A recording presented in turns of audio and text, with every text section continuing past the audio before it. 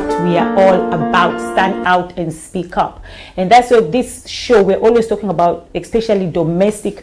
I don't want to say the other word, because if I say the other word every time, Facebook is what's the word I'm looking for? They strike me for saying the other word that starts with a V. So you guys know what I'm talking about. Okay, thank you very much, everybody, once again for tuning in. This is Lydia Tetolet. As usual, stand out, speak up.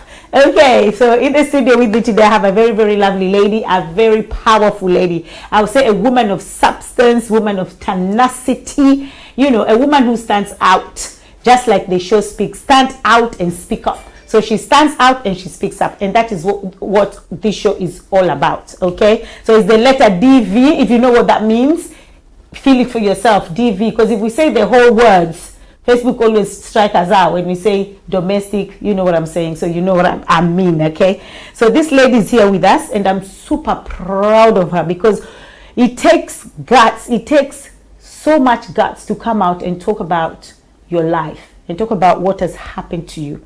It actually takes guts, because we have people who will put you down, we have people who will judge you, we have people who tell you don't do it, don't say it, it's your fault, why did you not do, why did you do? So there's so many negativity out there. So for a woman to say, you know what, I don't care what anybody else is saying, but I'm going to give my story, because your story changes somebody else. So that's why I feel, or that's why it is very, very important for us to always talk about our story, because your story is it's hope to someone else. And it's inspiring and motivating someone else who's probably going through the same thing that you went through, or who has come out and they don't know really how to come out. So I'm here in the studio with Abby M. Mumbi, and I am so proud to be here with you. Give me five, give me five, give me five. Yeah, I love that. Okay, so I'll let you introduce yourself to the audience. My name is Abby Mumbi. Yes, I am an author, I am a mom, I am a grandma. Wow, grandma already. Yes, yes. And I am an associate lecturer and nurse. And a nurse as well. Wow, Yeah. you're doing so much. Yes. And you're a single mother. I'm a single mom of 3. Wow. Yes. And to be a single mom and a grandma as well, that's another job in itself. Yes. And I don't call that a job. I always say that it's a responsibility. Because job is something you go, you get fed up, you change, you get fed up, you stop, you stay in the house, you rest, you take a break. But being a parent, you can never take a break. No. Full-time job. 24/7, 365. No pay. No pay. No pay. No pension. No pension either. Okay, so I know you're an author, you have a book, right? Yes. Tell us about your book. Well, my book is right here. My book is my story, my personal testimony about how I lived and got out of domestic violence and abuse. Not just narrating the story, but trying to find out how and why that happens.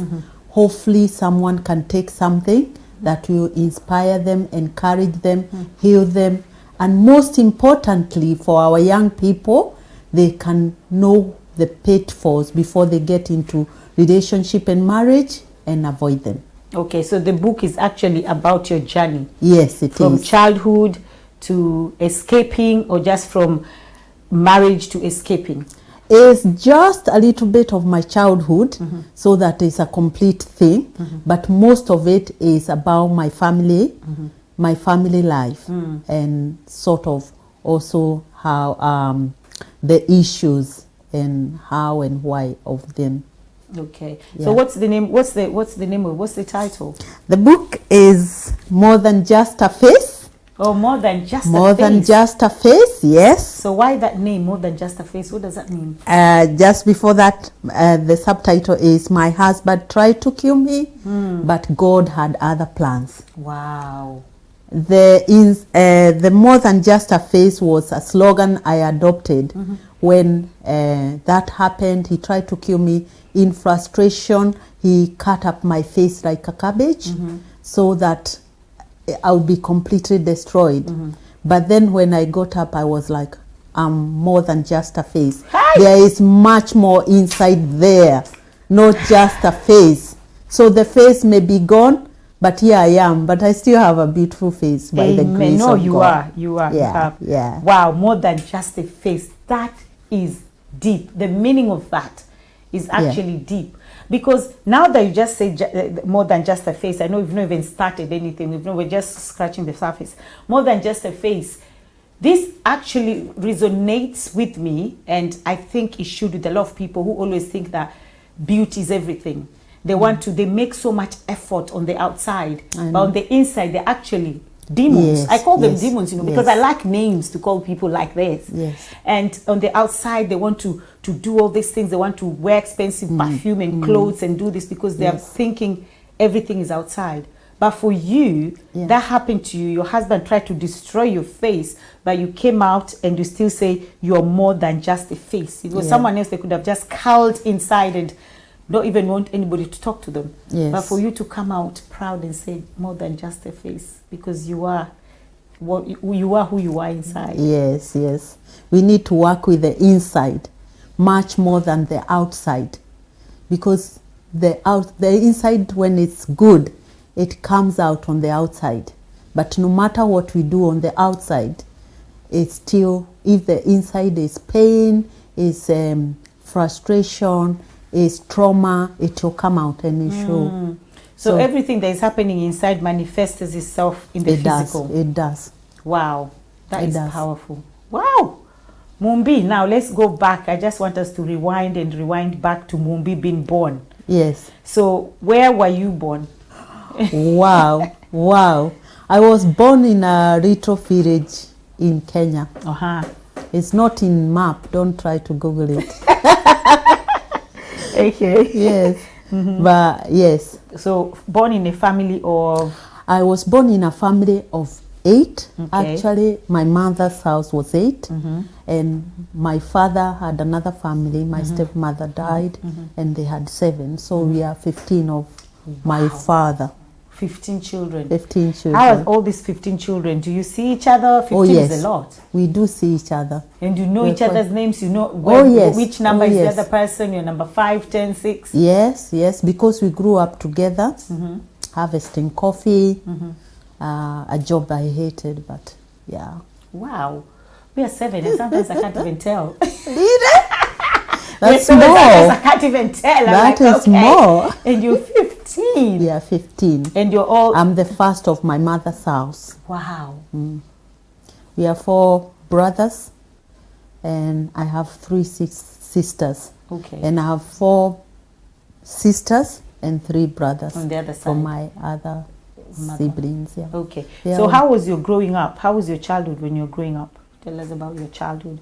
Now this is Abby. Mumbi is in the world. Now Mumbi knows herself. She starts crawling. She starts walking. She starts going to school. Now Mumbi is now. What's going on? Your childhood? I think my childhood was just like any other childhood in the village, where it wasn't complicated. Mostly it was school and harvesting coffee in the weekend, going to church on Sunday, and you start again and you get to pray. Because I was the firstborn, I had a lot of responsibility. So I would say maybe I could have played a little more than I did. Yes. Would have been nice. I know. I didn't have to have all that responsibility. So you didn't enjoy really being a child? I didn't think about it at that time. But after all this, I've gone back and done a few things I wanted to do. I would have loved to do. Play a little, please me a little. Yeah. Just for me. Yes, I know. Okay. Yes. So this is Mumbi now. So you finish your primary school. Now is your secondary school. So how was that? Oh, my primary school was good because I didn't find it hard to understand what they were teaching. So it was quite easy. I went quickly. And I went to secondary school. I went to Bishop Gatimo God Girls. And that was nice. It was by the Sisters of Ireland. And that was really nice experience. It was really positive. Okay. And And then and then I went to A levels. That was a bit of a culture shock.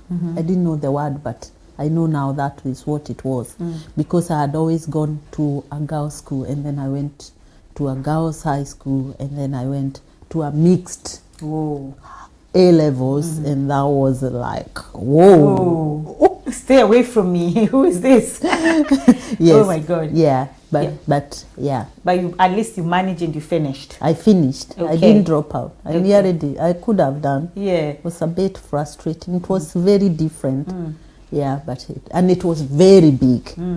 And Bishop Katimu was very small, so we were very much well looked after by the sisters. Yes. Yeah. So you more like you really enjoyed your primary school. You really enjoyed your upbringing, everything. Yes. Okay. Yes, Okay. it was positive. So now this is Mumbi's big here now. So Mumbi gets a husband or a boyfriend, or Mumbi moves to the UK. What happens? How do you get yourself here? Wow. Well, I finished school, and then I go and join the a nursing training, and I finished that. Usually, when you are finishing, there is all that pressure about are you engaged? Are you married? Yeah, do you have a boyfriend? Do you have a boyfriend? Oh my God. And imagine I didn't have a boyfriend at then. It's okay, don't worry. And I was telling them, well, me, I'm just gonna press on with my career, and they Yes. would laugh. Yeah. But shortly before I finished, I met this young man. He was in the university, and we fell in love. I would say that. It all starts there. Are we still talking in Kenya now? In Or, Kenya. Oh, you're in Kenya still. In Okay. Kenya. Okay, go on. And then you met this guy. And young, the handsome rest guy. was, yeah, he was handsome. He was nice. He was attentive. He seemed all the things I would have Like to have. So he liked to ticked have. all your boxes. Pa, pa, pa, pa, pa, pa, pa. Probably in my naive self, Yeah, I he thought he ticked the ticked all the boxes. Okay, okay. But really, maybe it wasn't about ticking boxes at the time. No. By that time, you're young, you're naive, your first love. Yeah. What do you know? Yeah. All you know is the It wasn't my butterflies. first love, though. Okay. Yeah, I had But it's- another boyfriend, and we parted. Okay. Okay. So tell us about this guy, and then what happened? This guy, what now about him? Yeah, we dated. I wasn't born again. I'm born again now. So we had our dates, and yeah, we agreed to move it forward. Did you move together in the UK or? Actually, in the UK, I came to the UK, and then I brought him. Okay. Yeah, So you came first. I came and first. then he came. I came first. I got we used to call it adaptation. Okay. That's what I came for. And because money was a bit short, I actually came without it. I came to London. I picked my bags, boarded a plane, and came to London. Like no one was coming to look for me with that poster. Okay. But that's how it was. And then my whole mission was to bring the family, because things were very difficult there. So I'm like, I think if we all go there, we'll be fine. So this is you now in the UK, and Yeah. then you brought your boyfriend came at that No, time. boyfriend, husband. Oh, at that with time you were 3 married children. already? Actually, we had 4 children, but one had passed away. Oh, It was I'm so many sorry. years since we had been married. That we were married already 11 years when we came. Okay, so wait, let me rewind it a little bit. So you're still in Kenya. Yeah. You get married to this guy. Now he's your husband. Yeah. And then you have 4 children. Yeah, we together. have 4 children. And then one passed on. One passed. How old on. was the one? He was 1.5 years. Oh, sorry. Yeah. Boy, girl. He was a boy. Oh, may He his was a soul boy. rest in peace. Amen. Okay. Amen. So now you have 4 children left. And 3. So you have 3 I have left. 3 children. And then you decide, okay, I'm going to London. Yeah. So you come and leave your 3 children with your husband in Kenya, and then Yes. you come here first. Yes. And then?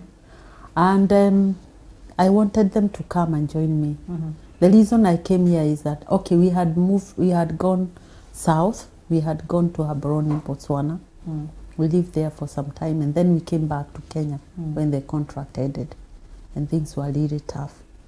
So I had the opening as a nurse. Nurses have those openings.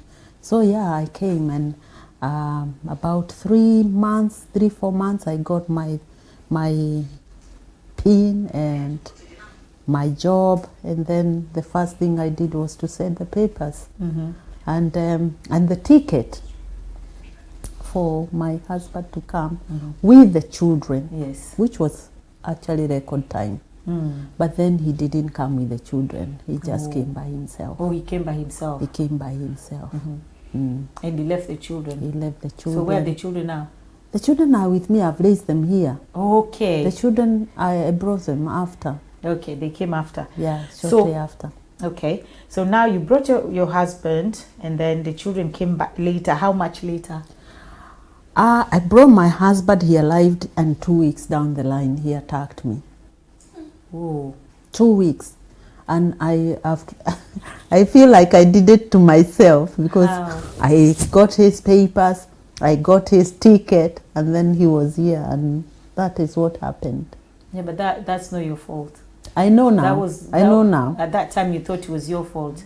Yeah. That's on I know it is not my fault. Now. I know it's not my fault, but so I think I should have, because it was 11 years and it was not a snap. It is something that had been going on all over the 11 years. That's what I wanted to That ask is why you. I'm saying I shouldn't have let it go that far. Yeah, that's what I mean by. Yeah, I can understand now what you mean. So with this 11 years, the guy was abusing you already in Kenya. Throughout the 11 years. Throughout the 11 years. I'm not joking. And you still brought him? I still brought him. I was still hopeful. Like many women are doing. And I'm come on. Come on, we think it's gonna change. Come on, you can't change no one. You can change yourself. Nobody else. So you're thinking these red flags are going to turn to green one day?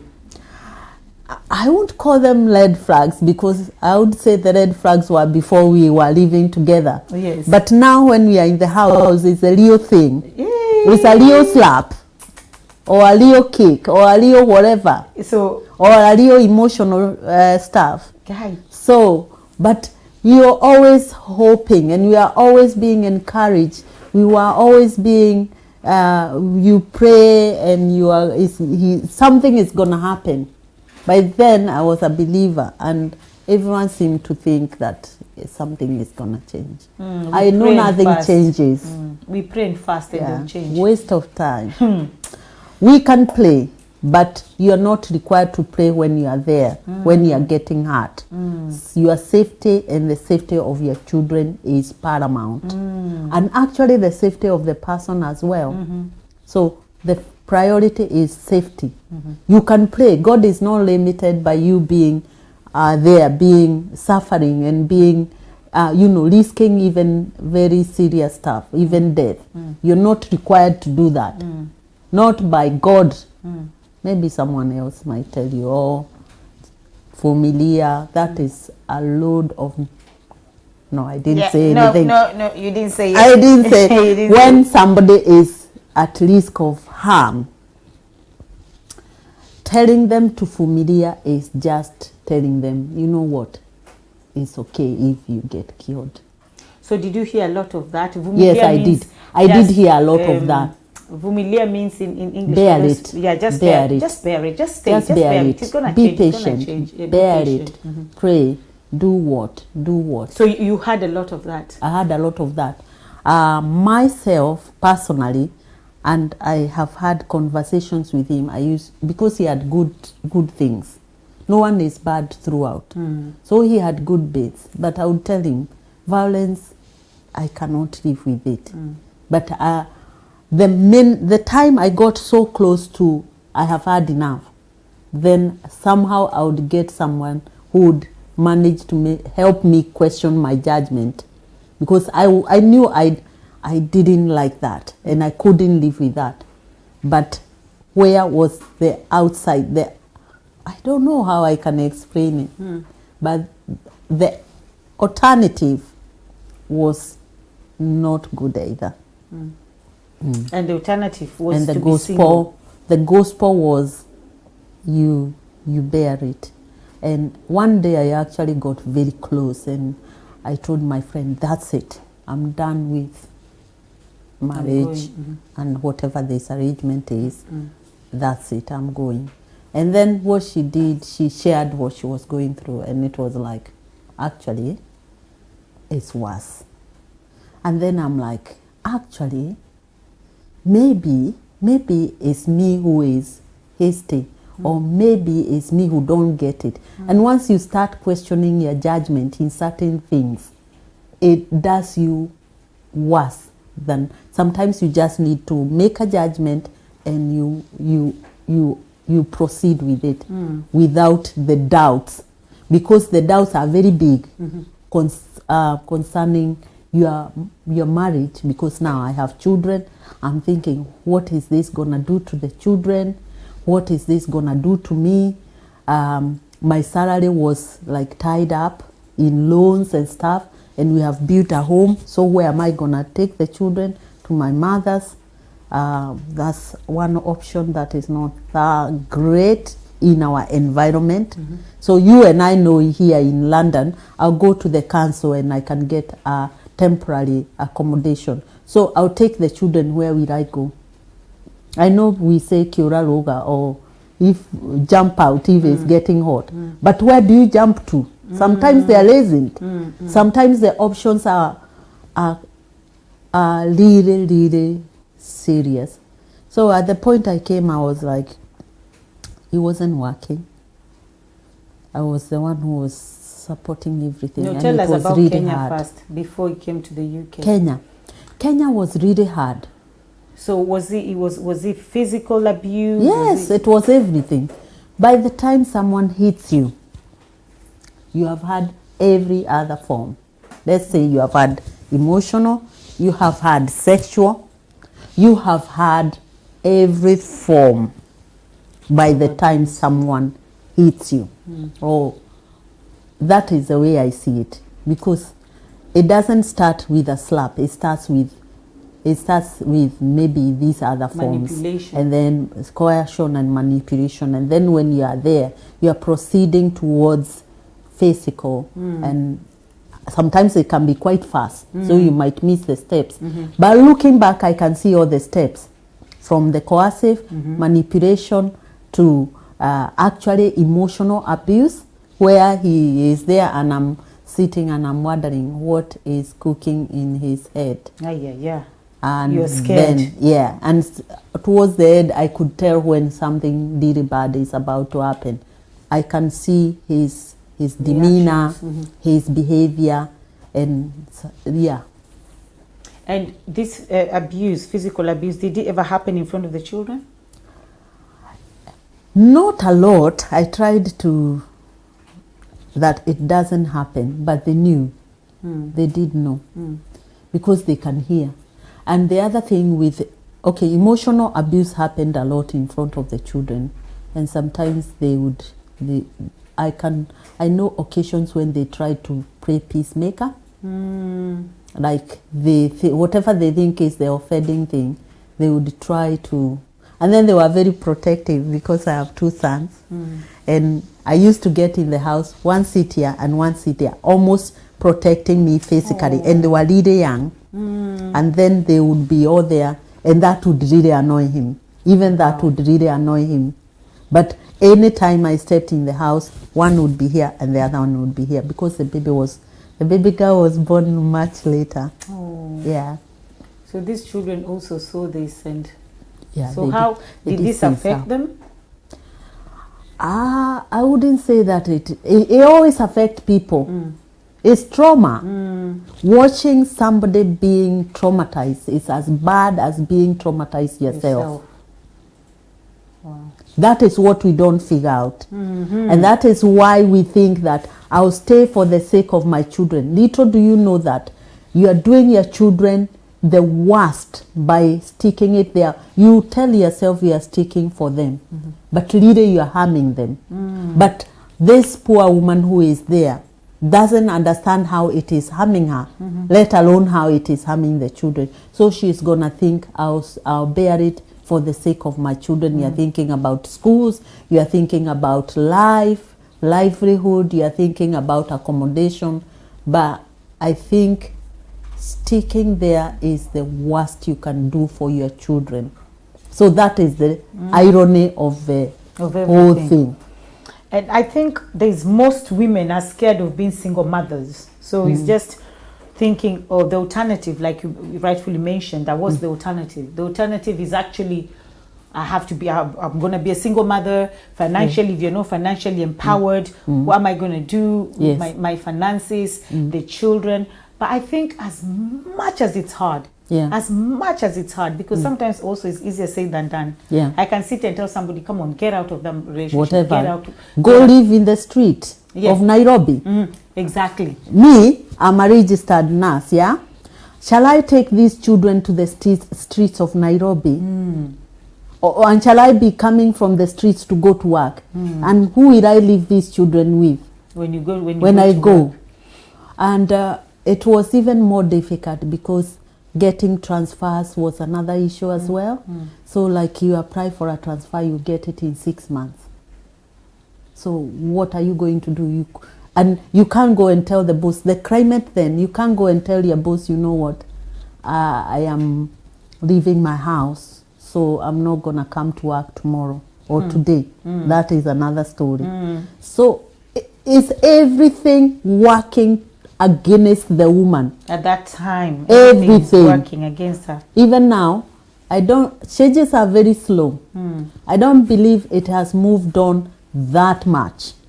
Even from what I hear, I don't think, because there has to be a structure and a system that can support you in the crisis. The only reason I'm here to talk today is because of the support I got in the interim, in the crisis, because I was there, I was injured, I was homeless, I have 3 kids. How can life go on? I have no food, I have no money, I'm in a foreign country. So the options are quite challenging. They are quite challenging, and that's why we do things like this, and we want to talk to. We know that in Kenya we have, especially Kenya, I'm talking about the whole Africa really. It's all Africa. The whole Africa really. And maybe Asia. They actually and suffer Asia more. as well. Yeah, there's no support system in place. No support system. That if I leave, so that's why some women will just say, you know what, I'd rather just live and die here. I'd rather die here than go and die in the streets because I have nowhere else to go. And you can't take your children to your home. Your brothers in Kenya, they are the ones who are entitled to everything. So that is not In gonna fact, go you down take well. them, they'll send you back to your You'll husband. send you back. Yeah. Yeah. So there's nowhere to go. So you There's just think, let actually me just nowhere to sit go. here. But I think we tell ourselves sometimes that there's nowhere to go. We tell ourselves There is sometimes there's probably somewhere to go. There's somewhere but to sometimes because of the fear of the unknown, I think fear really holds us back. That's a big one. Yeah. That's a big one. Yeah, the fear of the unknown. Yeah. I'm like, what if? There's so many what if. But Yeah. if you leave the fear and the what if, and you see a door, you're thinking, if I open that door, what's on the other side? I'm scared to open it, so I would rather not open it. But I think if you open that door, you might get help. But that's the thing with, and also with the emotional abuse. I think in my case, the fear of unknown is not quite. I was a registered nurse. I was working. I was actually the one who was working. So, But with this coercion and control, even that money I am working, I do not have that. You are completely disempowered. You know, we said we want to empower women by educating them. And by what else? We educate them, we give them economic empowerment. But the social disempowerment completely rubbishes everything else. Think of me taking my bags and coming to London on my own with no one to meet me, and how I can be stuck. But I am in that circle. I'm in that circle. By the way, I stayed in a refuge in Kenya. wow. I stayed in a refuge in Kenya, and because I already had a visa, but I have the children now, so the people advised me. I said, I went there. It was very bad when I went there. I stayed for 2 weeks. And then we considered, he threatened to cancel the visa. So I went, we discussed, and they said we consider the options. And the option was to he be called and we talk, because it's me and him who are having problems. So if I'm removed, then it will be kind of peaceful. If we take the children to someone, he's going to be bothering them. So after discussing with them, we decided that was it. He was invited to come to the office, and we had a chat. And do you know, he was able to convince the people in the refuge that he was gonna change. The lady called me in the evening and she said, you know what, that guy is ready to do for you anything. Anything. Including finishing me off. Those are gaslighters. So yes, yes. That is what we don't understand. And that's why I like talking, to go into depth, because the question is, why won't you leave? Why don't you leave? But you can't leave because you have, once you have entered into the circle, you see a girl will go, even some good families, they'll take a girl home because it's happening. And you go to harvest coffee and you find Wajiro is gone with all her kids and her, now she ran away from her husband, and now she has run away from her home. She's gone back to the same husband. And that isn't even to do with Kenyans or whoever community, because when I stayed in the refuge, it happened right there in my eyes, and it was a white woman. Yeah. So it is all about this system. Yes, it's about being controlled and coerced. And manipulated. And manipulated. Once the system is in place, that person will find it very hard to help themselves or to get themselves out. But if we can talk, if we can have these conversations, so it's not confusing and it's not so new, I think it might help a little.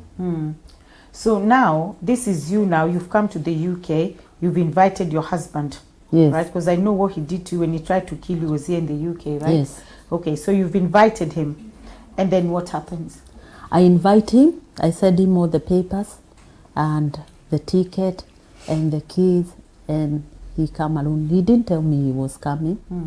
And at the time I was in one city going to another city.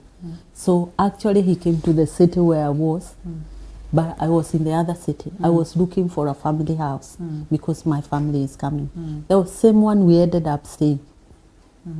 Yeah. So he said, he just said, I got a call.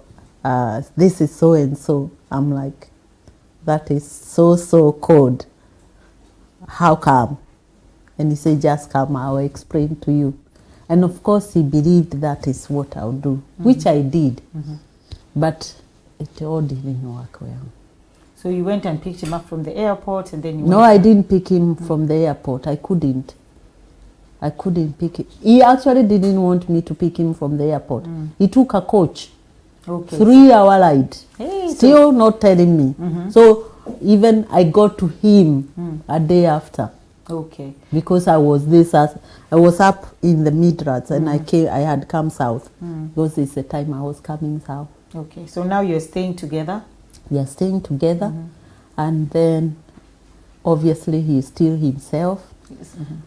Even when he was there, we were chatting and he was saying, what are you going to do when you come? And you tell me that is none of your business. If I want to come and lie there like a log, it doesn't concern me. Then I'm thinking, God, how is this going to work? So one of the things, the issues we had is he left the children, even though they had visas. So I said, okay, I'm going to get new visas and get the children so that we are together. And I thought he was with me in it. And then on the night, anyway, that's what happened. He'll find something to start a war. And you know now I've been here like for 8 months. So he is missing his dose of Yes. thingy. Yes. So can start from anywhere. You don't have to have done anything. I don't think. Even when we ask people like, why? There isn't a why. There's no The only why is that this guy has got some problems that has twisted his view of life, and there isn't a why. Yes. And it breaks my heart when, like, I watch interviews and woman is saying, if I knew what I didn't do or what I could have done, there's nothing you could have done. There's absolutely nothing you could have done for a person like that. He can do a lot for himself by seeking help and working with his issues. If it's anger management, he go and deal with that. If he has had traumas when he was living in his childhood, he deal with that. And also to create his own self-awareness. So he'll know his triggers, he know when he is about to erupt, and he take a safe space. There is a lot of help to do with that. But then people will not agree to take that help. So tell us about the day he attacked you. The day he attacked me, I was supposed to go and get the children the following morning. I booked the ticket, and because I spent all the money, I didn't have a lot of money. Then, not that I have a lot now. You're rich. Let the poor say they are rich. Amen. So, at the time anyway, it was difficult because I just come to the country. So I haven't worked a lot. I'm renting houses, and then I'm sending them money. I'm supporting them over there. And I went to the bank and got a loan. And I booked the ticket. And then I booked the ticket, and he said to me on the evening, I am the one who should go to get the children. Then I'm trying to figure out in my head, like, when I went to book these tickets, you are still with me and you are talking. Like, how can we change now? It's too late. And then what he did, in spite of having all the money and just booking his ticket, he just booked a single. 1 way. So you are going to pay for him to go back and then pay for him to come back. But at that point, it didn't seem to me like it's gonna be possible. Even now, I don't know how would that be done. So I said, I don't know how that can be done. And because he said, we have to sort it. And I'm thinking, I didn't say anything. I didn't do anything. Not that I know of, to be honest. And I don't know what else I might have done. There is nothing really that could have changed the outcome, except to take myself away. That is the only thing that changes the outcome. And then that in my day, view. Yeah. So I had come from work, and I went and I said, I'm gonna warm some food. That was before now. He said that when we were getting into bed. I warmed some food. I said, I'll warm some food. And then he said, I don't want that food. I don't want any food. And that is the voice that something might happen anytime. Because I know I think I knew I had studied his behavior a little bit. So he said, I don't want any food. And I said, okay, in that case, I don't feel hungry as well. So I'm just going to have a bath. So I went and learned a bath, put my creams and stuff. And then I went to take the towels. And I came back and I found that he was standing there. The bath was drained. Speak a little bit loud. The bath was drained. Do you know, I just shudder. That's why my voice went really low. Yeah, I know. I shudder to think what he was thinking when he drained that bath. But anyway, he had drained the bath. So and he was looking a bit weird. I didn't know what it was about. I said, what happened to the water? He said, I drained it. I said, why? And he said, I want to have a bath. And I said, oh, you could have used that one. I haven't used it yet. Okay, you have your bath and then I'll have mine later. And he said, no, you have your bath. So I went then another bath. And I had my bath. And then when I went upstairs is when he attacked me. So you just went upstairs and he just attacked you? He started that we should sort out about who is going for the children. But it was already discussed and established that I was going for the children because I was the one who had tickets. And also I said, maybe you should just stay and settle a little bit because you have just arrived. And remember, he has left them 2 weeks ago. I didn't sort of figure he would bring them. I don't know. I wish I can have some answers, but that is only a wish. So what did he? How did he attack you? Use the knife or? At first, he bit my nose. He beat it. He bit it, yeah. With his teeth. With his teeth, yeah. And I was bleeding profusely. And then I said, please call the ambulance because I'm bleeding so much. And he wouldn't, so I picked the phone. I said, please let me call the ambulance. And I took the phone like that and he took it and he just banged it. He banged it on the wall. And then I said, please call the ambulance. And I took a towel to my face. And he went down with the phone and he stayed, so I went to check. So he left you with your nose bleeding, yeah. And he went down with the phone. So I just went to see. I thought he was calling, and I went to see, and he had locked the house. He locked the house. He locked the house. He locked the house. He didn't plan it. He locked the house and he put his things somewhere. Our house had that fireplace, so he put his certificates there. He was a very learned man. So he wanted to make sure his certificates are safe. He put them on top there. I think he thought he would just grab them and he would quickly be taken home. But that didn't happen. So he actually beat your nose with his teeth? Yes, he did. And he was hanging? The skin was hanging over. Yeah. The doctors have done a lot of work. Like at least 15 surgeries have gone in to make me like this beautiful. Oh, and you are beautiful, honey. You are beautiful. So yes. When he attacked you with his teeth, he beat your nose with his teeth, and then what happened? Now, after that I went with the child to look for him downstairs. And then is when he attacked me. He actually had the knife, but I didn't see it because he was leaning on the counter and he was having a smoke. He used to smoke. So I think he was just planning what he was going to do. And me, silly me, I was just going to my desk just... So like your nose is... You have your towel on your nose and you're still going to him? He has the phone. I have no way of getting help. So you're going to him to get your phone? I thought he was going to call because he left at the point when I said, please call the ambulance.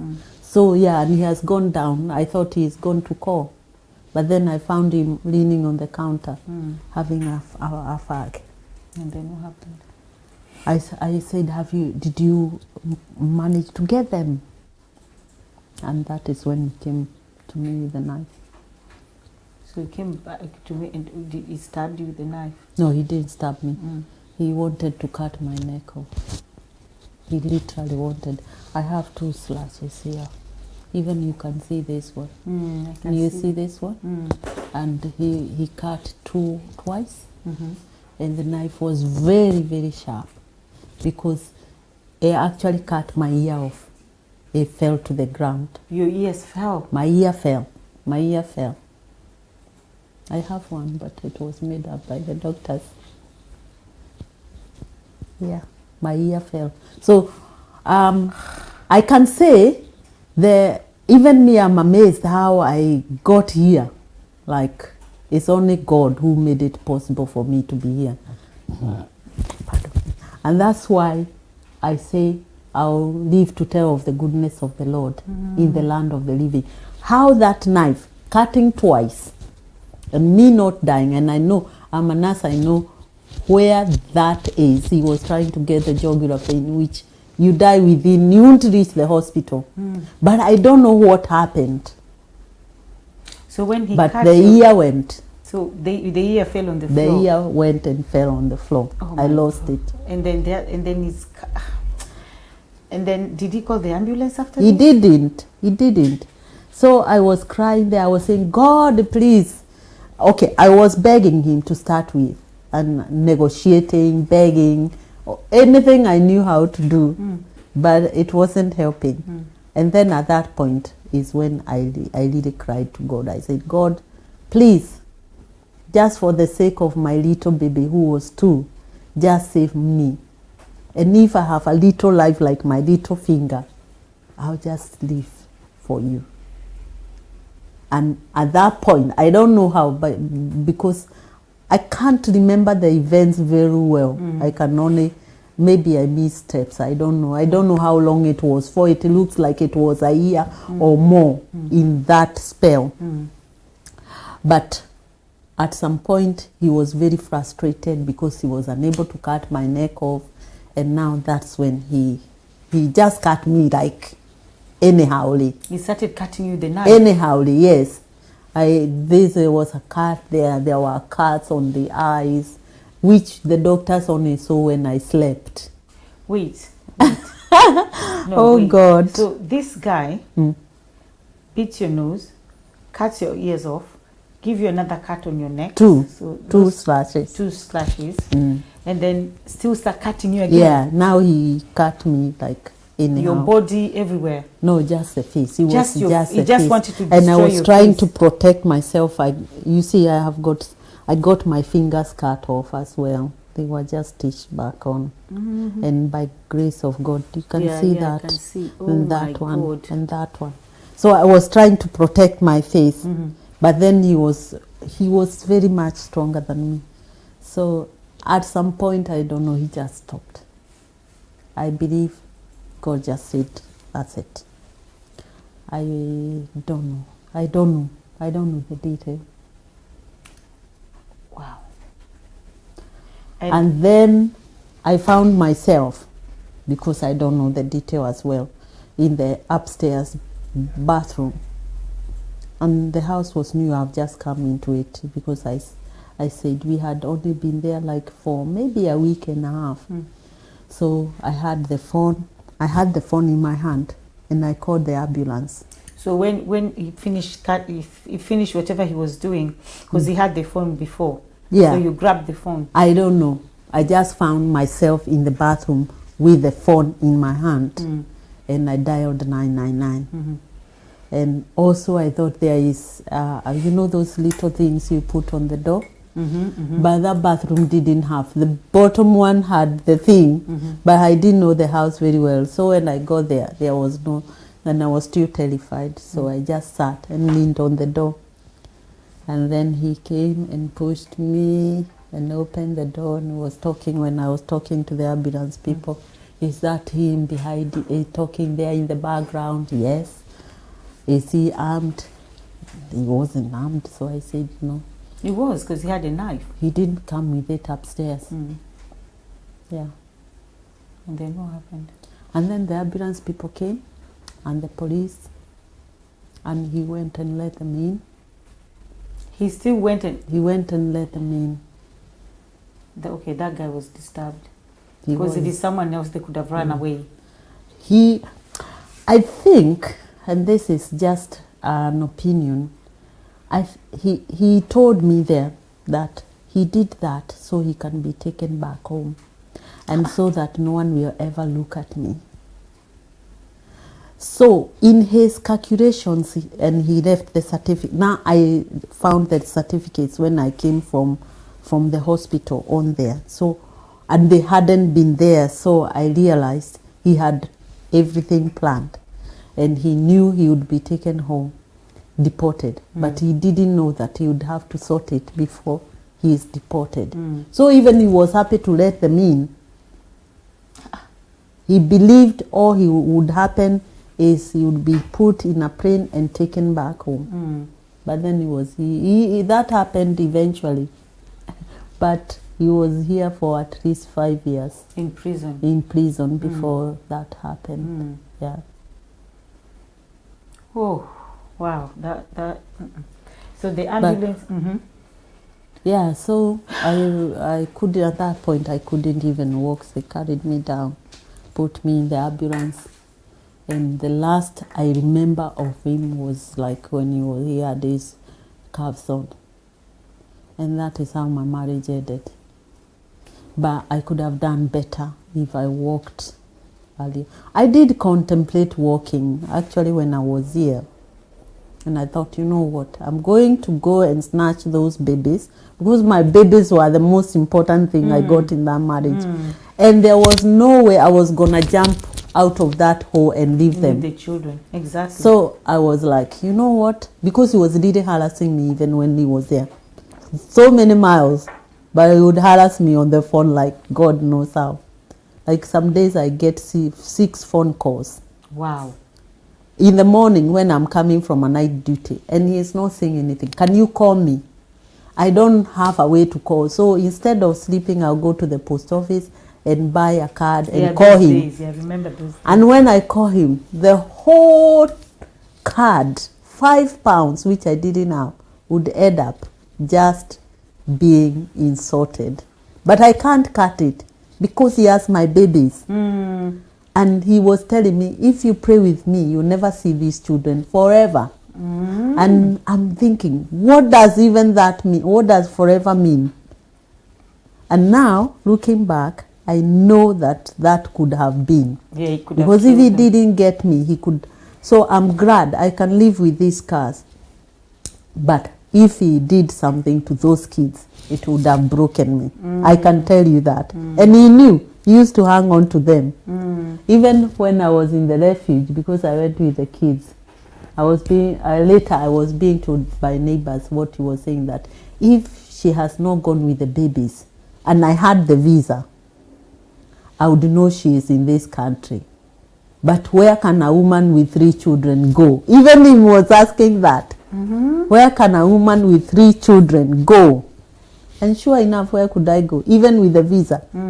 But the visa was only mine. I didn't have the kids' visas. You know, you are not given visa with kids. You had to, even to come to work, because I came to work, you have to get yours, and then you have to bring them. Apply. Yeah. Whoa. But God has been gracious. I have seen the mighty hand of God. So, and since then, have you ever seen him? No, I haven't. I still have that picture. That was the Never last seen him. memory. I don't want to see him. No. I don't want to see him. Have you spoken? Yes, we have spoken. We have spoken. Has he ever been remorseful what he did? No, he isn't. He doesn't have capacity to be remorseful. I don't know, because even after that I was kind of struggling, and I'm thinking now, you know, you want some answers, you want a closure, but you know, now I know, people like that will not give you a closure. No. You have to find a closure yourself. Yeah. So, but the last time we spoke when he was ill. He was very ill one time. He was actually in ICU, and I think he thought he was going to die.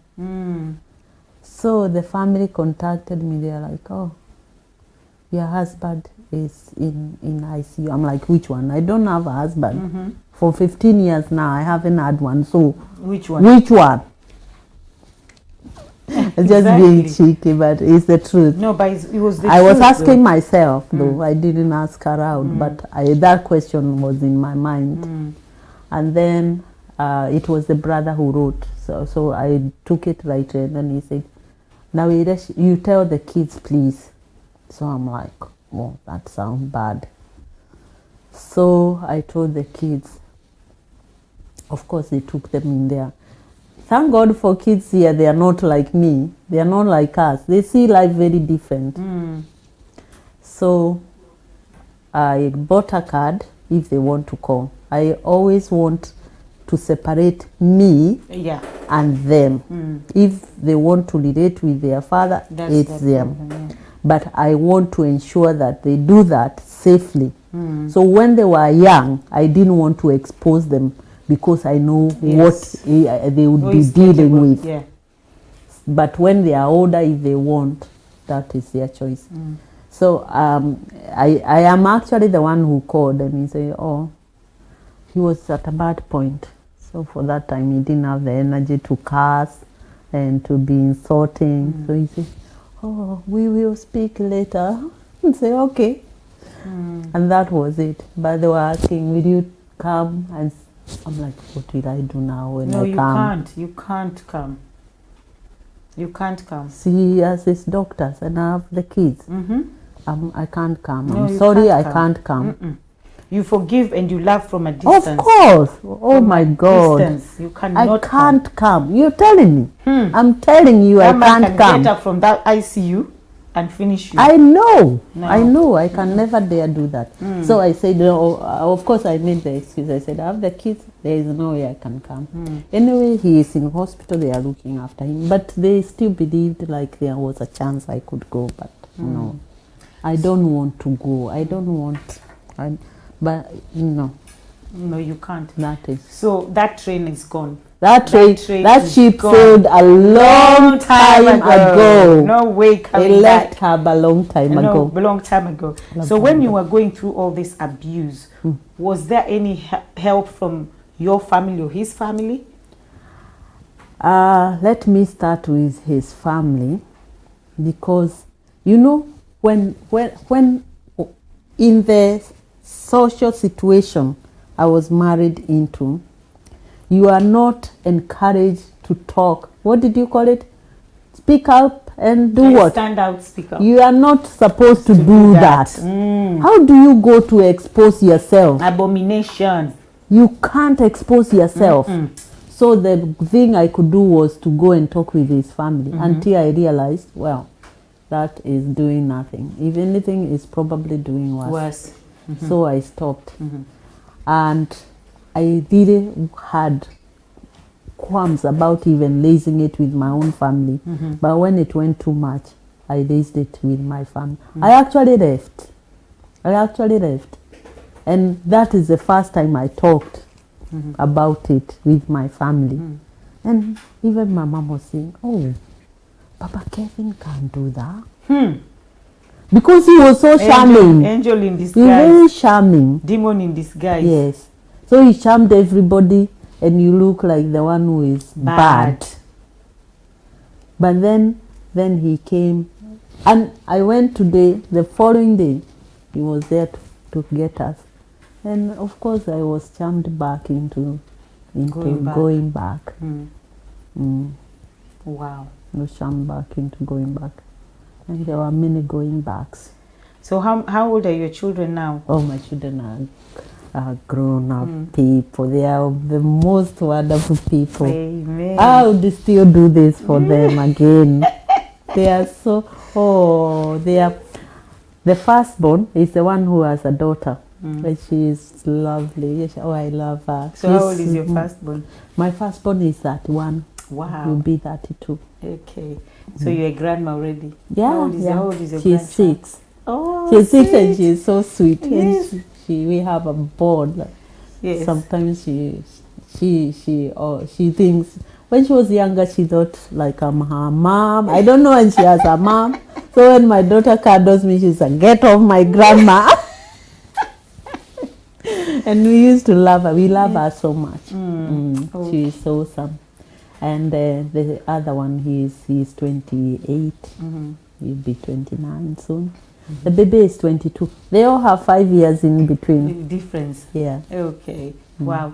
So what can you say about red flags in a relationship? Did you see any red flags and you just picked them? Because I know women yes.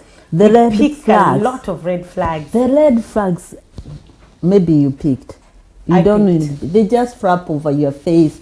Big mighty red flag. And then you think, I can sort that. I can turn that into a green one. Yeah. You cannot turn a red flag into a green flag. By the way, the flags don't come even when you're in the house. When you're in the house is the real deal. It's the real thing. Red flags are in your dating time. Wow. Unless you didn't date. Okay. You will see all those things. If When you you're look back, dating. we Wow. actually see them, but we don't attend to them. We are too blinded by love. But this time around, we are saying, love may be bright, but let the lovers be sighted. Wow. And let the lovers be sober. Go into it sober. And don't ignore any red flag. They cannot turn into green. They'll only be, become the real thing. So sometimes it can be quite quickly, and because some people are aware and intelligent, like he was very intelligent, so he can quickly cover it. But looking back, I can see, oh, that was a very big red flag all over my face. But I say, Mombi, you can do that. You can sort that. You can deal with this. You can deal with this. I actually didn't think about it consciously. Wow. Yeah. I didn't. You went through a lot, and I thank God for your life, that you're here today. Yeah. Yeah. I know that a lot of people probably look at you and think, what happened to her? What's wrong with her? But you can't go around telling people, this is what happened, this is what happened, no, this you is can't. what happened. You can't go around saying that. So for me, you are very beautiful. Oh, yeah. So I wonder how pretty you were before. You are so pretty. I thank God. I thank God. And He's put me back together. Yes. They have done an awesome job. He's put the puzzle back together. Yeah, yeah. And better. And because I am more self-aware. I know, oh my God, and boundaries. You must have boundaries in relationship. Someone cannot come from the north to south to east and to north and all over again. Boundaries. And boundaries is not just about a love relationship. They are about every relationship, even your relationship with your children. And they are your children, you have born them. And even them, they need to have boundaries with you. Because like when we get older, you know, we really still think that they are kids, and we need boundaries in relationship. And that is something I think we need to really work with, especially some communities. Because it's not that you are married, then everything is open on an open board. That is where it goes wrong. It starts to go wrong. But if you know, and you would know, I can't live with this one. So if you are seeing that kind of behavior, it's time for you to sort it out. It's time for you maybe to rethink, and to see whether it's gonna work. Because if it is not working now, it's not gonna work later. Exactly. To just get worse. Say someone loves a drink a bit too much. Drink is, some people like a drink, and that's, I can't say that is okay. Yeah, it's okay. It's just that but too much. If they love too much drink, okay, like maybe someone, okay, I can remember sometimes when you were dating, he went out on a Friday, and still by Monday, and he was telling me that they were doing like this. They were, you know, the pubs closed, but the pub closed with them and friends. And they was continued to drink into Monday morning, and they have to raise their feet for the place to be cleaned. So if these things need to be addressed, not when you're in the house, when you're dating. When you're dating, guys, did you hear that? When you're dating, that's when you need to look for the red flags and address them. Yes. Don't think, oh, it's gonna change when we get married. I'm gonna change him. I'm gonna change her. You cannot change anybody. You can only change yourself. So when you're dating, don't wait until you're married. While you're dating, look out for the red flags. And when you see them, don't pile them. Yes. Deal with them. Deal with them. And you can never change a red flag into green. Never. It doesn't work like that. Other things are core values. Say like I want 10 children. I have talked about that before. When you want 10 children, the guy tells you, I want none. What makes you think that when you get in the house, you want 10 children like you do? And it's not like, okay, we can negotiate. If there is flexibility, we can negotiate. Because that is a big thing. That's a little big thing. So if the man says, I want none, but the woman say, I want 10. And you go ahead and get married. And go ahead. You're getting in there knowing that this man wants none. So if you have children, it's going to be drama. Because he said he doesn't want children. He doesn't want children. And you think that you're going to convince him when you get in married. The house. And children are not like something you get. A dog for just present. Like that. No. It's for you life. Need to want children. To have them. To have them. Ideally. It doesn't happen all the time. But that is the way it should be. If, let's say, we're just using this as an example, okay? Because I know this one still do happen as well. Because I've met people who say, I don't want children. Yes. And I've met probably men, girls, everybody. Someone who says, I don't want children. So you can't say, what do you say you don't want children? You must have children. You can't do that. But what if you get a man who says, I want none, and the woman says, I want 10, example. Yeah. And then you talk, and the man now comes to agreement and say, okay, then we'll compromise because we're in love. Okay. So what if we have 3? I think there is room for negotiation. Exactly. The thing is, it's not that relationship is cut in stone. When you start, you have your boundaries. I have my boundaries. But is there a meeting point? For some people like this, there is no meeting point. It's either their way or the highway or no way at all. That's all. So where are you gonna go when it comes to that? Maybe you sacrifice your 10 children for the marriage and you'll be miserable the whole time. Yeah. Because there is a big thing that you have had to sacrifice and that will not be the only one. Something else will come up. Will be in that kind of I think a relationship should be a place where you can negotiate. And by the way, I'm all for relationship and I'm all for marriage. Yes. But I would like us to do it safely. I would like us to have safe homes for men, children, and women and everybody. Even the cat that lives in that house should have peace. Because in toxicity, everyone suffers. Everyone suffers. Everyone suffers. So in a relationship, ideally, there should be improvisation, compromisation. Yeah, it's a give and take. Between the two of us. Any relationship is a give and take. Problem is you have a giver and you have a taker.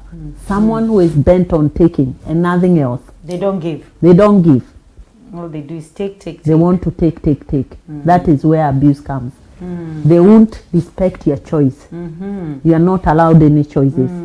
All choices are his. If you say, here everyone will be sleeping at 8, so says me. And one will say, oh, actually I find it very difficult to sleep at 8. And even now, those who are in marriages, these talks are not so that you can get out of your houses, but can we negotiate? Is there room for negotiation so that we can have a more positive, a more healthy environment where everyone feels valued, everyone lives in dignity, and everyone feels it is my home. Yes. It's not like you are a lodger or maybe even a squatter. A squatter. Okay. Everybody, we know that in this channel we always talk about stand out, speak up. And stand out, speak up is always it's not easy. And somebody will say it's easier said than done, but trust me, it can be done. And we do have a lot of support system out there. So if you've gone through domestic, I don't want to say the other word because Facebook always gets us on that. If you've gone through a DV, please seek for help. Don't sit there thinking that you can change the situation. No, you can't. Probably you're making it worse. Don't use excuses because for me personally, I think that most times we use excuses not to go away. We use excuses to make ourselves feel better. And when you're making yourself feel better in the expense of who? Is the expense of your children, expense of your happiness, expense of who? So don't say I'm staying because of the children, because you're actually creating more damage to those children, because you're making them go through trauma, you're making them go through rejection, abandonment, resentment. They will even resent you for staying. They will actually resent you for staying in such a situation, because they wouldn't understand, why is mommy staying here, or staying here and daddy is treating mommy like this? Why is daddy staying here and mommy's? Because we also have some crazy women out there, just as much as we have crazy men out there. So what would you want to advise our viewers? Your last comment. I would like to say that safety is paramount. At the point where safety is compromised, choice, dignity, anything else, because you need to be safe to do anything else. So we must aim to be safe. Whether it is, and that environment can turn ugly very quickly, very, very quickly. Most people don't actually mean to harm. Like someone might just slap you, you go to a war and you are gone. It was not even intended, but in the heat of the moment. So if that is happening, especially, I'm not gonna say just physical, all of them, because they all escalate very quickly. You need to keep yourself safe. Yes. Keep yourself safe. Keep yourself safe. In fact, you do yourself a big favor. Even that person, you do them a big favor, because you might save them a lot of trouble. And it is not up to you to change someone. You can change no one except yourself. Yes. So what can you tell the perpetrators? I can say to the perpetrators, and that is a very big word which I use with reservation, because I kind of feel a bit of empathy to them people as well, because there's a reason why people behave in a certain way. But what they need to do is to deal with them, is to sort out whatever is causing them to behave like that. Because no one is supposed to be, if you suffer anger, aggression, you need to deal with it before it costs your life. Either, but in this one, they don't fight out there. That is the strange thing. They fight here. So my own view is that something is wrong with their self-esteem, with their self-confidence. So they only fight people who they can fight. Not because if it's just anger and aggression, you could fight your boss. When he annoys you, you could give him a few. But you don't. You are able to hold your cool. Please, we can keep our cool in the house. That's right. And if we can keep our cool, a man who conquers himself is better than, it's like you have conquered a whole city. Yes. So keep your cool. It's more cool to do that. Yeah. Cool. Don't lose it. Yes. You don't lose it out there because you'll get beat. But you lose it in the house to someone who is vulnerable, someone who cannot protect themselves. Please, you need to sort yourself out. Thank you very much. And there is help, plenty help. There is therapy, talk therapy. There is anger management. There is self-awareness courses. There is so much, especially where we live. There is so much. Ego will take us nowhere. So there's help for both the victims and the perpetrators out there. Yes, indeed. So there's both. But with the perpetrators, they have to be ready to want the change. So don't think as a victim that let me just stay, I'll change the perpetrator, I'll tell them to go to courses, I'll tell them you cannot do that. They must want to do it themselves. So, and like Abby rightfully said, we're not campaigning for divorce. We never campaign for divorce. But we are campaigning for your safety, especially the children, and we are campaigning for your sanity as well, because if you're not sane, it trickles down to the children. And that's where we see there's a lot of depression, a lot of suicide, a lot of so many things happening because of the unhappiness that is in us. It manifests itself physically. So guys, please, we're not campaigning for divorce, but if you're a victim or even a perpetrator, seek help. Seek help.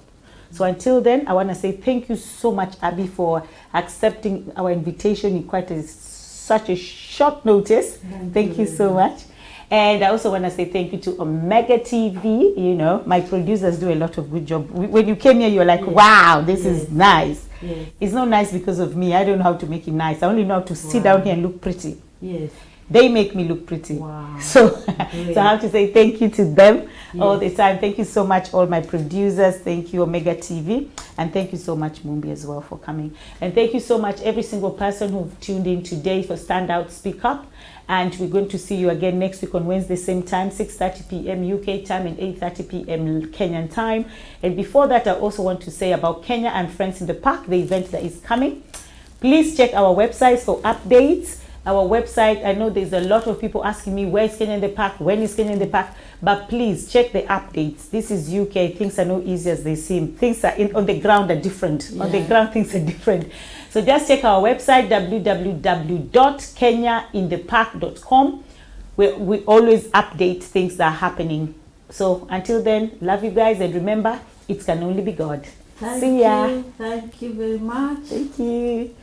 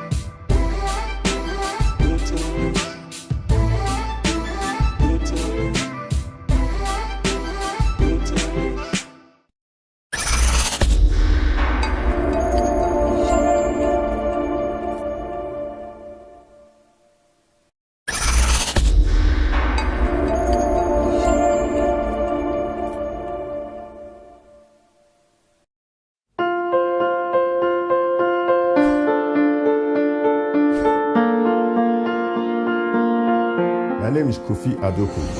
I'm a principal solicitor at Adoko Solicitors. I am also a duty solicitor.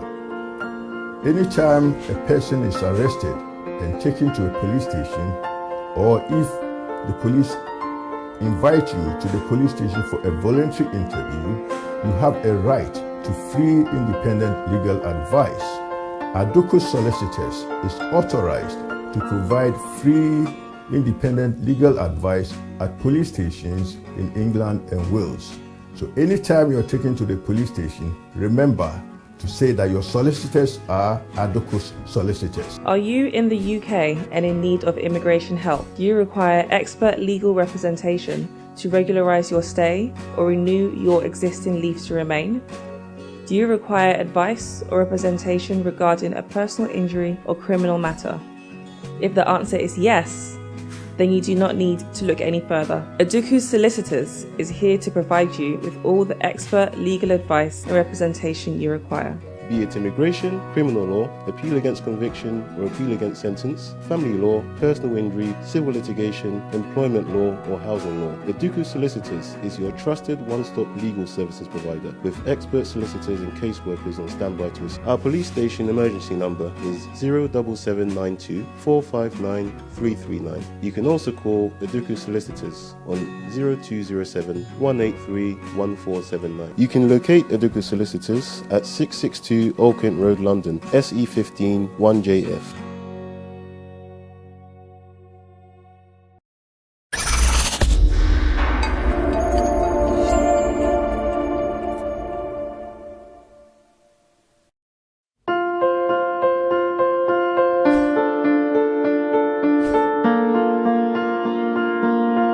My name is Kofi Adoko. I'm a principal solicitor at Adoko Solicitors. I am also a duty solicitor. Anytime a person is arrested and taken to a police station, or if the police invite you to the police station for a voluntary interview, you have a right to free independent legal advice. Aduko Solicitors is authorized to provide free independent legal advice at police stations in England and Wales. So anytime you're taken to the police station, remember to say that your solicitors are Aduko Solicitors. Are you in the UK and in need of immigration help? Do you require expert legal representation to regularise your stay or renew your existing leave to remain? Do you require advice or representation regarding a personal injury or criminal matter? If the answer is yes, then you do not need to look any further. Aduko Solicitors is here to provide you with all the expert legal advice and representation you require. Be it immigration, criminal law, appeal against conviction or appeal against sentence, family law, personal injury, civil litigation, employment law or housing law. Aduko Solicitors is your trusted one-stop legal services provider with expert solicitors and caseworkers on standby to assist. Our police station emergency number is 07792 459 339. You can also call Aduko Solicitors on 0207 183 1479. You can locate Aduko Solicitors at 662 Old Kent Road, London, SE15 1JF.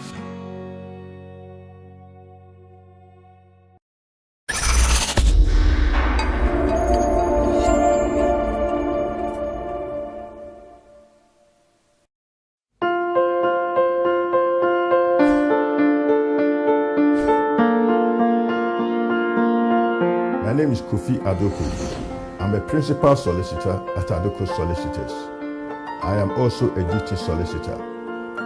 Anytime a person is arrested and taken to a police station, or if the police invite you to the police station for a voluntary interview, you have a right to free independent legal advice. Aduko Solicitors is authorized to provide free independent legal advice at police stations in England and Wales. So anytime you're taken to the police station, remember to say that your solicitors are Aduko Solicitors. Are you in the UK and in need of immigration help? Do you require expert legal representation to regularise your stay or renew your existing leave to remain?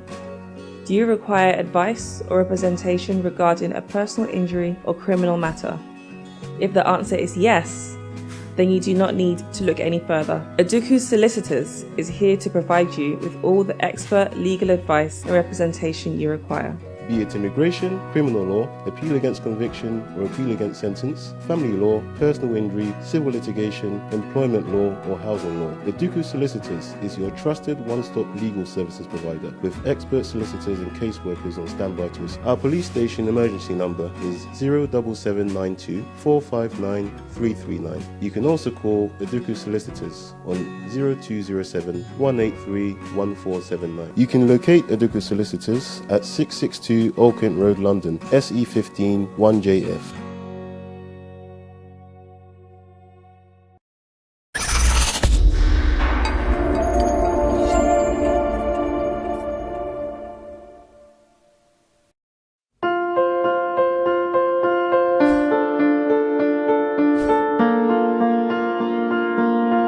My name is Kofi Adoku. I'm a principal solicitor at Aduko Solicitors. I am also a duty solicitor. Anytime a person is arrested and taken to a police station, or if the police invite you to the police station for a voluntary interview, you have a right to free independent legal advice. Aduko Solicitors is authorized to provide free independent legal advice at police stations in England and Wales. So anytime you're taken to the police station, remember to say that your solicitors are Aduko Solicitors. Are you in the UK and in need of immigration help? Do you require expert legal representation to regularise your stay or renew your existing leave to remain? Do you require advice or representation regarding a personal injury or criminal matter? If the answer is yes, then you do not need to look any further. Aduko Solicitors is here to provide you with all the expert legal advice and representation you require. be it immigration, criminal law, appeal against conviction or appeal against sentence, family law, personal injury, civil litigation, employment law, or housing law. Eduku Solicitors is your trusted one-stop legal services provider with expert solicitors and caseworkers on standby to assist. Our police station emergency number is 07792 459 339. You can also call Eduku Solicitors on 0207 183 1479. You can locate Eduku Solicitors at 662 Old Kent Road, London, SE15 1JF.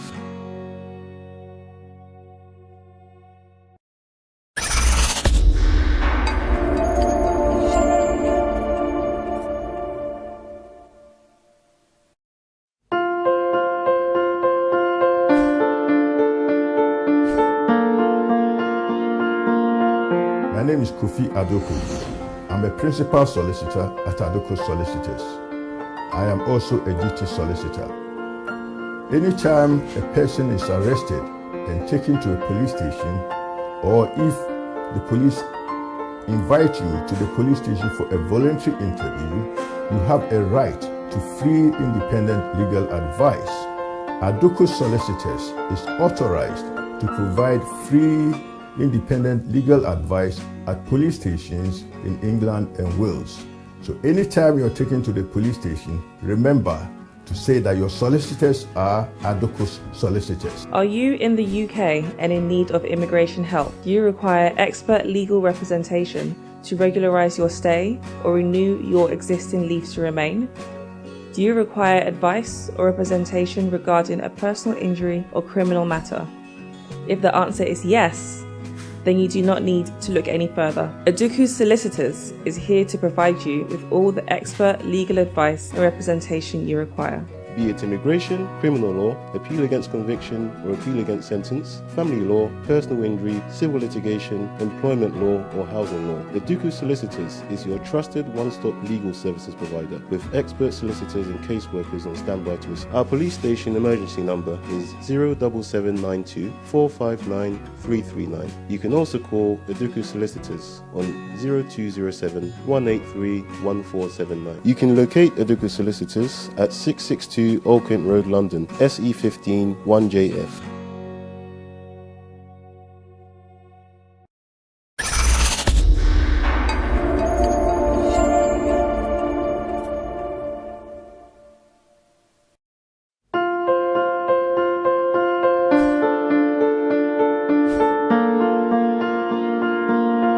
My name is Kofi Adoku. I'm a principal solicitor at Adoko Solicitors.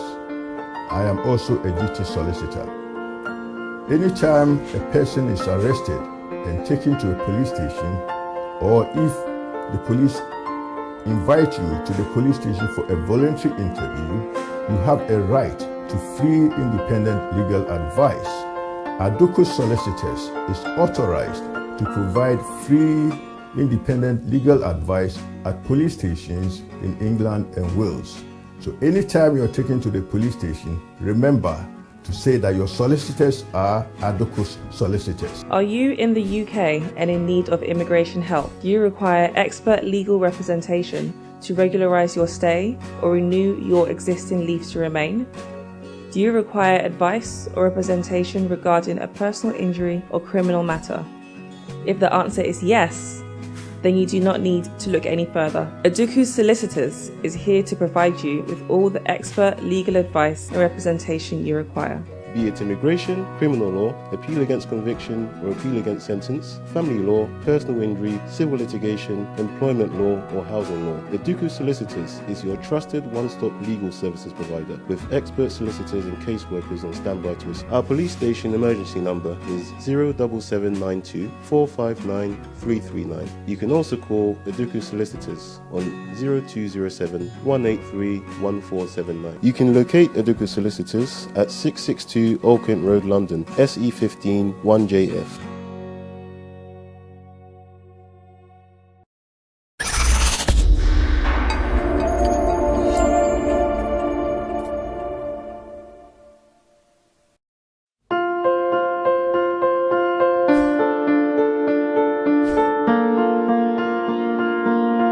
My name is Kofi Adoku. I'm a principal solicitor at Adoko Solicitors.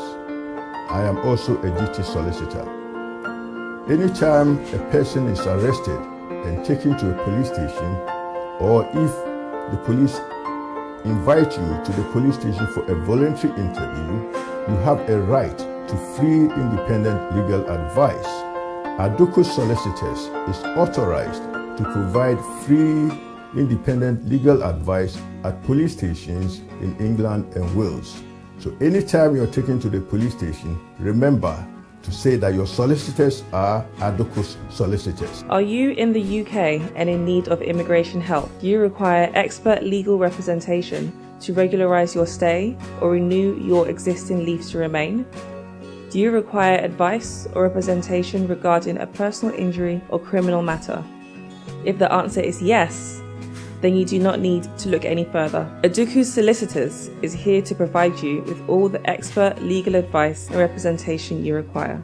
Be it immigration, criminal law, appeal against conviction or appeal against sentence, family law, personal injury, civil litigation, employment law or housing law. Aduko Solicitors is your trusted one-stop legal services provider with expert solicitors and caseworkers on standby to assist. Our police station emergency number is 07792 459 339. You can also call Aduko Solicitors on 0207 183 1479. You can locate Aduko Solicitors at 662 Old Kent Road, London, SE15 1JF.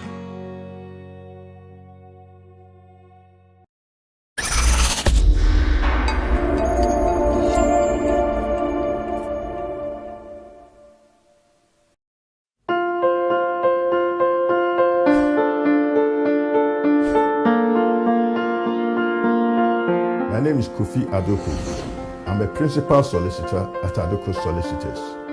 I am also a duty solicitor.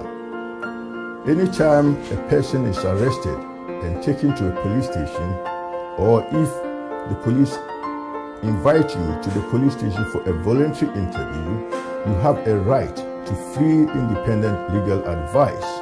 Aduko Solicitors is authorized to provide free independent legal advice at police stations in England and Wales.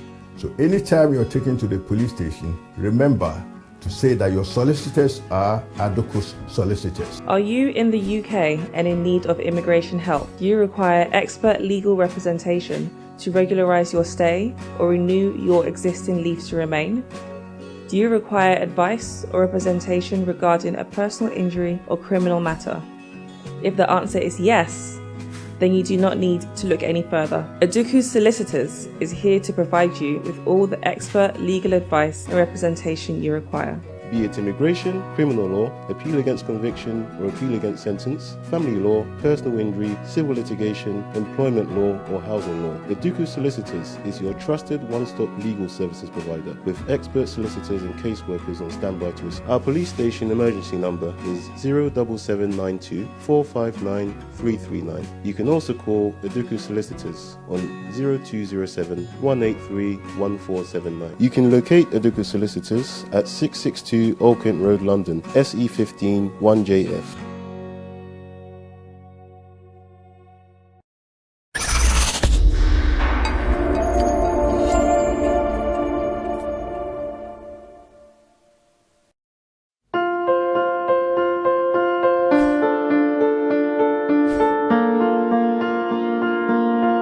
My name is Kofi Aduko. I'm a principal solicitor at Aduko Solicitors. I am also a duty solicitor. Anytime a person is arrested and taken to a police station, or if the police invite you to the police station for a voluntary interview, you have a right to free independent legal advice. Aduko Solicitors is authorized to provide free independent legal advice at police stations in England and Wales. So anytime you're taken to the police station, remember to say that your solicitors are Aduko Solicitors. Are you in the UK and in need of immigration help? Do you require expert legal representation to regularise your stay or renew your existing leave to remain? Do you require advice or representation regarding a personal injury or criminal matter? If the answer is yes, then you do not need to look any further. Aduku Solicitors is here to provide you with all the expert legal advice and representation you require. Be it immigration, criminal law, appeal against conviction or appeal against sentence, family law, personal injury, civil litigation, employment law or housing law. Aduku Solicitors is your trusted one-stop legal services provider with expert solicitors and caseworkers on standby to assist. Our police station emergency number is 07792 459 339. You can also call Aduku Solicitors on 0207 183 1479. You can locate Aduku Solicitors at 662 Old Kent Road, London, SE15 1JF.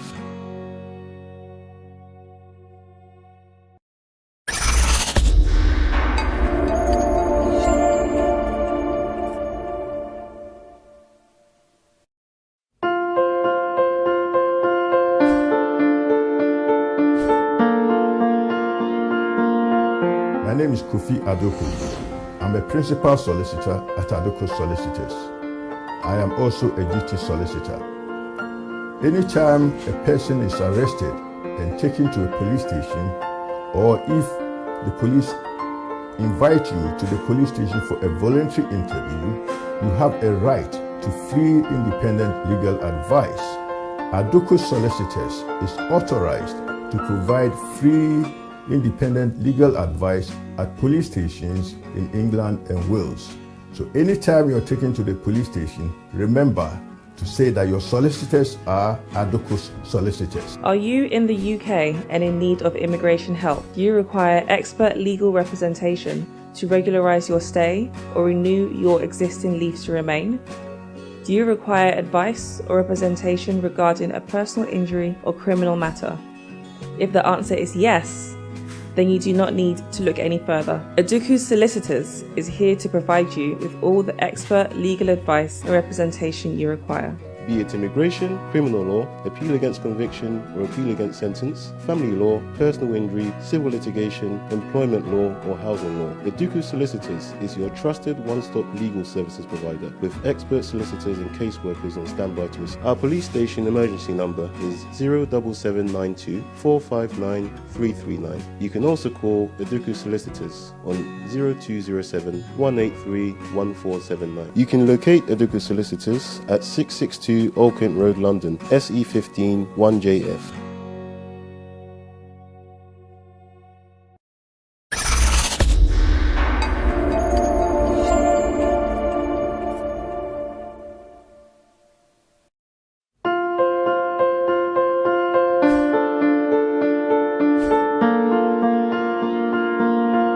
My name is Kofi Adoku. I'm a principal solicitor at Adoku Solicitors. I am also a duty solicitor. Anytime a person is arrested and taken to a police station, or if the police invite you to the police station for a voluntary interview, you have a right to free independent legal advice. Adoku Solicitors is authorized to provide free independent legal advice at police stations in England and Wales. So anytime you're taken to the police station, remember to say that your solicitors are Adoku Solicitors. Are you in the UK and in need of immigration help? Do you require expert legal representation to regularise your stay or renew your existing leave to remain? Do you require advice or representation regarding a personal injury or criminal matter? If the answer is yes, then you do not need to look any further. Aduku Solicitors is here to provide you with all the expert legal advice and representation you require. Be it immigration, criminal law, appeal